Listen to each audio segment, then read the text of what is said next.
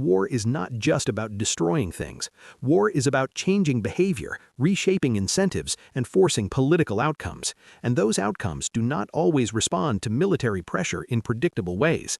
This is why the question surrounding the current conflict involving the United States, Israel, and Iran is more complicated than it appears. The question is not simply whether American or Israeli forces can strike targets effectively. Of course they can. The real question is whether those strikes are moving the conflict closer to a clearly defined strategic outcome.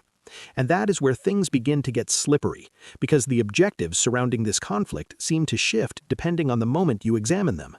At first, the stated goal appears straightforward: stop Iran's missile threat.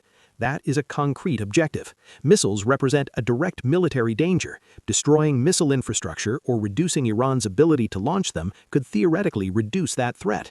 But then the objective expands. Now the discussion is about crippling Iran's broader military capacity. Then the conversation moves again. Now the focus becomes eliminating the nuclear threat, preventing Iran from developing or deploying nuclear weapons in the future. And then the narrative shifts once more. Suddenly, a new measure of success appears. Missile attacks are down by 90%. That statistic sounds impressive on the surface. It suggests that the military campaign has significantly reduced Iran's ability to retaliate. Headlines can easily present it as proof that the strategy is working.